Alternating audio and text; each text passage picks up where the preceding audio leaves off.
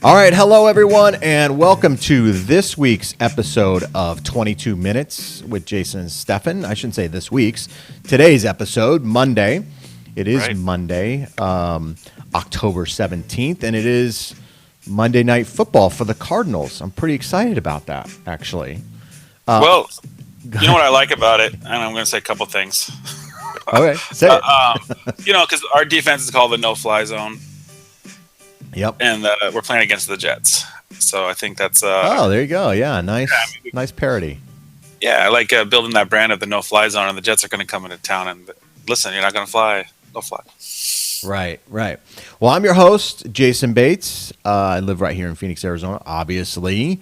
Right here with my compadre partner here, Stefan Cotton of the Cotton Group. And we would love if you would like our Facebook page and share it with your friends as we try to bring you valuable content that you can use when shopping for a home or looking to sell a home or whatever it is you're looking to do with real estate. We would love the opportunity to earn your business. And I'll tell you this because I haven't sent it yet. This is our third week of the show. Yep. I'm going to say it this time. Do that. Just do it. just do what it. he said. Because I've never said it. I'm just back here just nodding. Yeah, do it. But yeah, do it. Yeah, no, like our page. And here, we're also doing something a little different, too, that if you want to reach out to the show, hashtag 22minutesAZ. Now, I haven't told Stefan this because I was doing hashtag 22 minutes, but let's do 22 minutes AZ. And the reason for that, apparently, Stefan, there is a television show in Canada called 22 Minutes. And so, What? yeah, right. They stole our thunder, man. Wait a minute. Did they just start it because they stole it from our idea, or did we steal it from them? There might I'm be pretty some sure. We're copyright. 3 weeks in. That Right. those Canadians. They saw a good thing and they wanted to jump on the coattails Right. of 22 minutes. So 22 minutes AZ, hashtag that with your questions, comments, whatever on Twitter, Facebook. We will research that and then possibly use it here on the show. So please do that for us as well. All right, cool. So let's get into today, right? Today we're going to do news, top newsmakers of the week, the prior week. Yes. Top newsmakers in real estate, mortgage, anything real estate related. We're going to kind of go over and give our 2 cents on, if you will. Get cracking. Get cracking. I will say here from my perspective, I'll start off by saying that we're still seeing a lot of suits out there, a lot of penalties for mortgage companies who are violating CFPB rulings, who are doing things that they may be questionable. PHH suit is much bigger than originally thought. So these suits seem to be getting momentum too with the CFPB. They find something wrong, then they look a little deeper, they find more things wrong, and then boom, it ends up exploding on these mortgage companies, which is why a lot of these mortgage companies are so apprehensive about lending. And as a consumer, it feels so tight to get a loan or so hard to get a loan. It's because of these types of suits. Some of these suits, it could put companies out of business very, very quickly. I heard a story about a guy that got charged. A lender got charged $1,000 a page or something. Yeah. Because the title company's logo wasn't as big as his, or even on there maybe, and so the title company and the lender both got charged. When we talk about the CFPB, for the consumers out there, the buyers and the sellers out there, the CFPB for me stands for Canadian Football Peanut Butter. Is that what you have, or what does it stand It's for? pretty close. It's pretty close. Right. No, Consumer Financial Protection Bureau. But yeah, and one of the things, there's no oversight on them, right? So there's nobody regulating them. They're kind of the pinnacle or the top of the food chain, so to speak, when it comes to these interpretations of the rulings. And some of these interpretations are a little gray. Well, they only get paid, or they only get funded from the fines that they find. If you know what I mean. So the more they find, the more they fine, the more money they make. Yeah. And you're right. It's there's no rhyme or reason for $1,000 a page for something. Right. I refer back to the NFL when we had videos of Ray Lewis. What was his name? Ray. Ray Lewis from the Baltimore Ravens. Yeah. When he knocked out his fiance and dragged her, he got 2 weeks. Yeah. And then when somebody deflated a ball, allegedly they get 4 weeks. Yeah. You know what I just like it doesn't make sense. None of that makes Yeah. sense, and I'm not one. It's football Monday, so maybe that's why it's in my head. But yeah, $1,000 a page is crazy. It's insane. It's absolutely insane, and that's the problem. There is no rhyme or reason to their rulings. The Wells Fargo saga, that's continuing. This is a bigger problem than I think most people realize. When you have a cultural, and just saw yesterday, I think it was yesterday, which counts for this week, not last week, but John Kasich, former presidential running for president or whatever, the governor of Ohio, he has banned all. I don't know if it's a state of Arizona, but he's banned all business goings with Wells Fargo for the state of Ohio. So I don't know if that's state government deal or what exactly that means. I'm sure it's just state government, but because of their culture, because of what they portrayed through this big suit. So this is huge. This is a big, big deal. And I think it's weird that not everybody's talking about it. I remember I have a guy in here for my in-house sales. He came in during the interview question. He asked me about Wells Fargo, and I was like, well, this is right when it first started happening. I was like, well, I don't go to Wells, so I don't know what they're doing. Yeah. And then he told me, I was like, what? Why isn't everybody talking about this? And they make fun of it on Saturday Night Live, so now you know it's legit. If it gets a SNL skit. Yeah, right. So are they changing anything? Is anybody getting paid back? Do we know what's going on as far as the thousands of people? No, well, they are supposed to pay those people back. I don't know how, and I'm sure Wells Fargo is going to fight that a little bit. But this is, and I used to work for Bank One when it was Bank One before it became Chase. This is not uncommon. And what this just did is it made all the other banks and credit unions, for that matter, I think, take a look at themselves and see there's a lot of pressure on these people to make sales.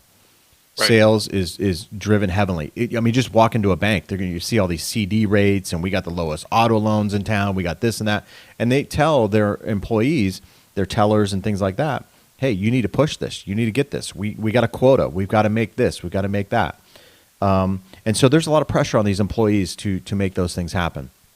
So right. That's not a good culture to be a part of. But all the banks do it, and I think that goes true with all businesses. Where Wells Fargo really pushed the line, and you certainly can ask your customers or your members, if you're a credit union, to look at these things. But where they crossed it was obviously making falsified accounts. Right. Getting their numbers up. Yeah. So it's one thing to ask. But the point being is that the pressure is so hard on these employees to make these quotas and make these numbers. That's the problem from upper management. That's a training issue, really, more than anything, I guess. Now, with that being said, there is an article here about consumers and big banks and how distrustful they feel of big banks. This has been going on for quite some time. We've seen this quite a bit. Plus it takes longer to close, and sometimes they tell you they can close and then they can't close. Yeah. It's the old adage that I tell all my buyers is, listen, there's about 50 lenders I know in the Valley, and there's about 5 that I trust. Right. They say buyers are liars, lenders are liars, sellers are liars. Yeah. I'm surrounded by liars, One big lie. Yeah, it's one big lie. That's funny. Isn't there? There's like a Elvis song, right? What's that Elvis song about lying? I forget. All I know is blue suede shoes. Something hearts. Jailbreak. Right, Hound Dog. There you go. But I want to piggyback this because I wanted to talk a little bit about Open Door and what I read about them today. So Open Door is here in Arizona, and it's also I think in parts of California. They've started here as their starting spot to test it out. And what they do is they come in with an offer. If your house is listed at $200K, they'll write an offer around the $200K mark. Mm-hmm. And then sometimes there's commissions on there, sometimes not. And then sometimes they nail you during the inspection period for tens of thousands of dollars. Not every time, but sometimes, which is fine. If a buyer or if a seller wants to sell their house quickly, these guys are giving them a solution. What they're starting to do is they're going to start. So the listing agents are a little upset, right? Because if my job is to list houses and someone's just offering prices without me listing it, then I'm not feeding my family. So now what they're doing is they're working on cutting out the buyer's agent as well as the lender. They're working on collecting funds to do their own private lending. So if you, Jason, were wanting to sell your house, um, maybe you walk to an open door house on a Friday. Let's say on a Friday, you walk on Friday, on Saturday at night, Friday night, because you can use your app to walk it because it's vacant, and you have an app to walk the house. You don't need a realtor to open the door. You go in there the next day, like, well, I'm going to come back on Saturday and check it out during the daylight. You check out the neighborhood a little bit better. You go in there, okay, I really like this house, but I need to sell my house. Open Door is saying, okay, we'll let you sell, we'll buy your house for whatever price. Maybe it's a little less, maybe the commissions, and maybe we'll get you on the inspection period. But if you like waive the inspection on the second one, since we've already done all our due diligence on that one, and get you qualified, we can close on Monday. So you walk it Friday, Saturday, you buy that house, you close on Monday and sell your house to them by Wednesday. Which sounds pretty good to a consumer, right? So I didn't tell you about that, but what are your thoughts about about somebody coming and walking a house without a realtor, without doing a due diligence for an inspection period, or even if the house is worth that amount, but having a private money lender sell you both houses and buy your house? I think it's pretty dangerous. I think it's pretty. You could be asking for trouble. In a perfect world, that sounds fantastic, but it's so complex. The real estate. What happens then when you find out that there's, I don't know, termites or structural issues or something like that after you've already closed on the home? Now, I can assure you that Open Door has clauses in their contract that state that, hold harmless kind of, deal or whatever. But for you, the consumer, you could be buying a lemon. What's that? Isn't there a movie, The Money Pit or something like that? Money Pit, yeah, way back. Tom Hanks, and I don't remember who the lady was, right? Right. Goldie Hawn or somebody. Right. I just think that's a little dangerous. And I also think when you have that kind of representation from private money, the private money entity, this being Open Door, has a vested interest in this deal going through for them, and they're not really looking out for your best interest as a consumer. So you don't have proper representation. Right. The other thing is they know exactly how much money you're going to make on the sale of your house. So yeah, that's exactly how much money I might need to close on this house. Right. I don't know because it hasn't started yet. It hasn't happened yet. It's just something that they're going to be rolling out. Right. And I don't know. They're doing a rally, or they're trying to collect funds for the lending side to be the private lenders. I think it's kind of a game changer. And my thing is what happens when the market. My thing is the article I read says they have 400 houses in Arizona right now that are listed. Yeah. What happens when the market turns for them? And so they pay these amounts of money, and now they can't sell 400 homes. Their liquid assets aren't as liquid anymore. Maybe they do another round of investor funds to buy more. I'm not sure. Well, I will tell you that I did speak to the owner. I think I told you this before, maybe not. Of Open Door. They're out of San Francisco. He grew up right here in Glendale, Arizona. Phoenix was the first market that he tested this in. I think they're now in Dallas, Arizona, yes, and maybe San Francisco. I don't know if they're in San Francisco or not, but I know Dallas and here for sure. And he told me, he said, "Hey, look, Jason, we want to make sure that the properties are priced correctly." And I'd ask him, well, what's your margin on these deals? And he's like, we don't make much on the deal. Now, I will say, as full disclosure, I've spoken to some people, just a realtor who had her sister list. She was pretty upset because the sister went to Open Door, had the property purchased by Open Door. The realtor then saw the HUD settlement statement, not a HUD settlement statement, but a settlement statement now, from this transaction, and saw that there were over $15,000 or close to $15,000 in fees, and this was like a $200,000 house. Right. So that's 6%, 7%. Yeah, it was more than what she would have been charged had she had gone with her sister. Number one, number two, her sister said that the property didn't sell for as much as she felt that she could have gotten for the property as well. So there was quite a bit of money left on the table. Now, the sister, for the ease of transaction, she didn't really care. Right. But it was really kind of confusing, really hard for the realtor to understand. Like, well, if you've got all this equity, wouldn't you want to maximize that? Wouldn't you want to get as much money as you can out of this asset? It's like taking your Pepsi stock or whatever, and it's trading for $50 a share, and you're selling it for $35 a share. Right. Why would you do that? So the ease of transaction, the quickness of it, that is worth something, of course. But for that price, you might as well use a realtor at that price. Well, and they make. I hear it on the radio. I listen to like the sports radio, and they talk about save your commissions and stuff. Rent, Right? Because like Rent Nation or something instead of buying. Why give $12,000 in commissions?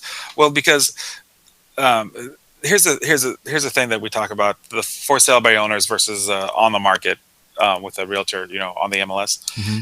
When you're on the MLS, maybe you can get $200,000 because you're hiring 40,000 real estate agents to help sell that house, and they bring in the buyer.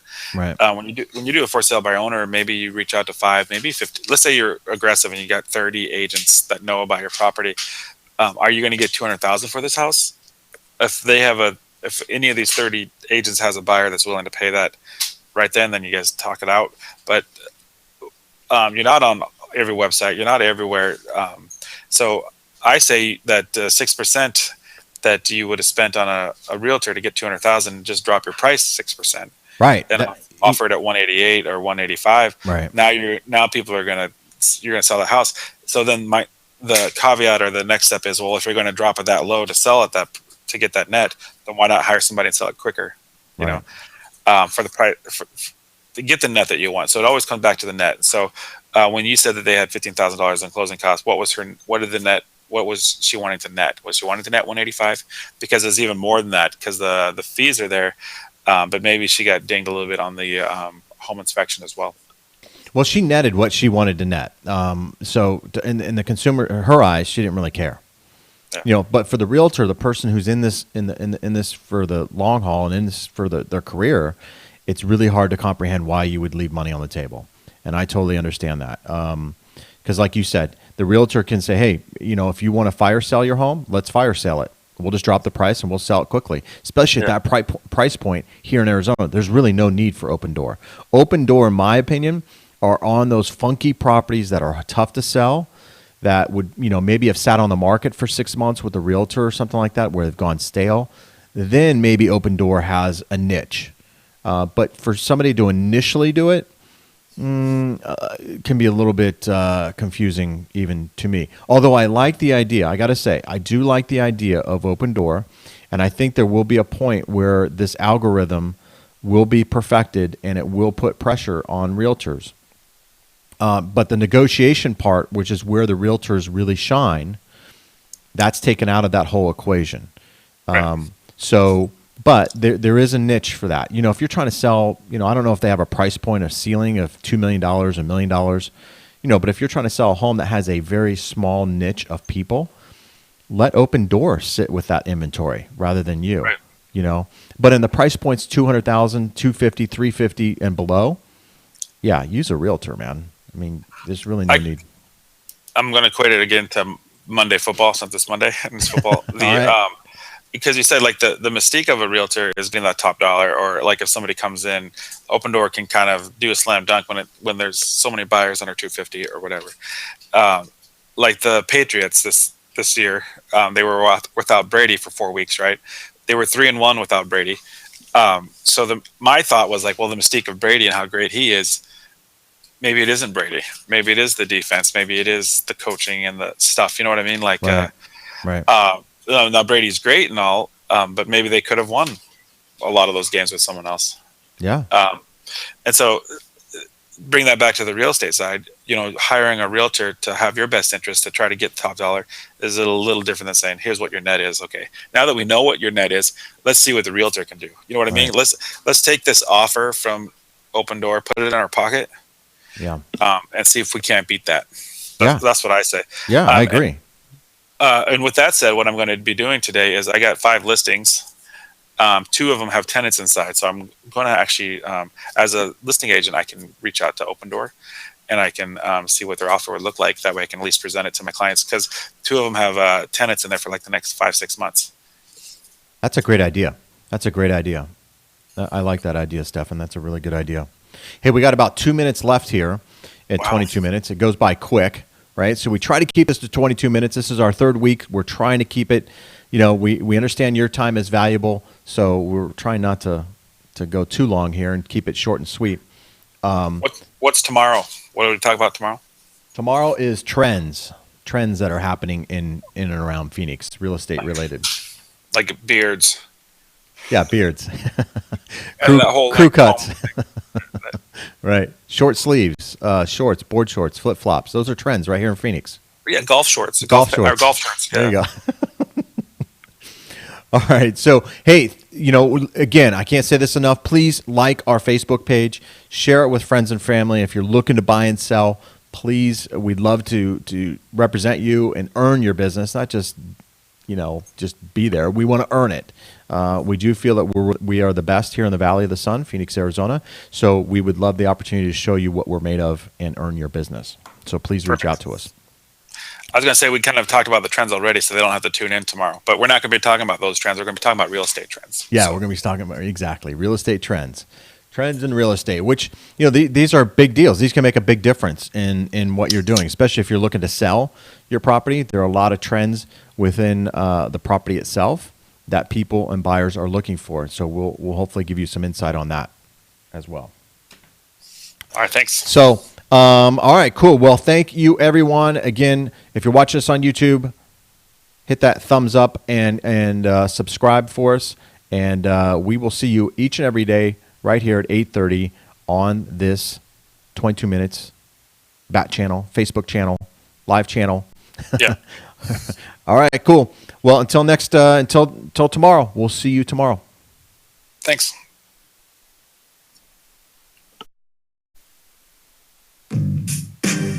Oh, there's the music. There it is. Cue the music.